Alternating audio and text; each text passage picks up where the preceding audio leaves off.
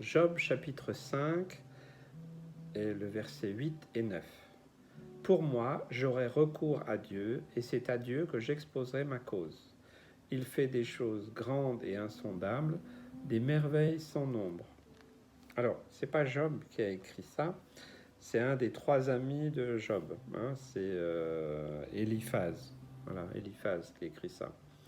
Alors Job, on sait dans quelle situation il est. Il a perdu ses enfants, il a perdu ses biens, il a une maladie qui l'oblige à se gratter avec un tesson de bouteille. Donc sa femme elle lui dit maudit Dieu et meurt. On ne peut pas dire qu'il a vraiment beaucoup d'encouragement et c'est pas facile. Ses trois amis sont venus. Pendant 3 jours, ça a été formidable parce qu'ils se sont tus, ils sont assis en face de Job. Voilà, je pense que c'est la meilleure solution, c'était la meilleure chose qu'ils aient eu à faire. C'est quand ils ont ouvert la bouche que ça s'est un petit peu changé. Et comme bien dit souvent, des fois, des gens, on veut régler les choses, donner notre point de vue, notre opinion, on comprend mieux que, et puis en réalité, on n'est pas à la place de la personne. Et Eliphaz, il lui dit quelque chose voilà, qui paraît formidable et tout ça, mais quand on sait à qui ça s'adresse, euh, il est en train d'expliquer par rapport à la souffrance. Alors, est-ce que c'est un encouragement pour Job? Tout dépend de quel point de vue on se place. Pour moi, Eliphaz, qui ne vit pas tout ça, j'aurais recours à Dieu. Vous savez, ceux qui sont un peu religieux, qui viennent vous dire ce que vous devriez faire, c'est à Dieu que j'exposerai ma cause. Alors après, il dit aussi des vérités. Il fait, oui, Dieu fait des des choses grandes, insondables, des merveilles sans nombre. Il pourrait dire qu'il glorifie le nom de Dieu. Ok, mais en face de lui, il a un homme qui est blessé, qui est découragé, qui est affaibli, qui vit une terrible épreuve. Est-ce que c'est comme ça qu'on doit encourager quelqu'un dans l'épreuve, en lui disant oui, bon, ben voilà, ouais. Ben moi, finalement, dans ta situation, ben ouais, moi j'ai recours à Dieu. Je suis pas comme toi. C'est honteux, c'est horrible. Quand quelqu'un est dans la détresse, dans l'épreuve, c'est certainement pas en étant un religieux ou prétentieux ou orgueilleux qu'on va aider les autres. Certainement pas.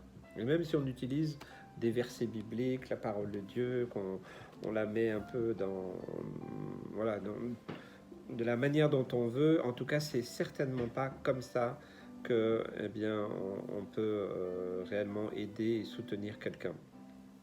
D'ailleurs, Job va lui répondre au verset 6, je vous laisse relire, méditer. Euh, voilà, ce qui est assez particulier, c'est qu'Eliphaz, il dit des vérités, des choses bibliques, des choses qu'on pourrait retenir. Oui, c'est vrai, dans nos situations, j'aurais recours à Dieu. Mais quand on connaît un peu la vie de Job, Eliphaz, il a pris quelques raccourcis parce qu'il a l'air de dire mais bon, voilà, moi à ta place, j'aurais fait ça, j'aurais fait ci, voilà ce que tu aurais dû faire. Vous savez, la tribu des Yaka et le faucon, ben, elle n'a pas aidé grand monde. Hein. Donc, il juge Job, même sous des paroles très, très chrétiennes, très bibliques et tout ce que vous voulez. On peut utiliser la parole de Dieu comme une arme de jugement, de condamnation, et leur dire bah tu vois bien que t'es pas à la hauteur, voilà, si tu avais fait ceci, cela, voilà, Dieu est grand, il est merveilleux, il fait des merveilles, et donc si tu t'étais vraiment attaché à Dieu, ça serait pas arrivé. C'est une forme de jugement. Vous savez, ceux qui ont dit pendant longtemps, bah, si t'arrive ça, c'est parce que t'as péché ou c'est parce qu'il t'est arrivé quelque chose. C'est honteux de dire ça. Vous voyez, parce que en fait, euh, euh, la situation de Job, c'est un combat spirituel.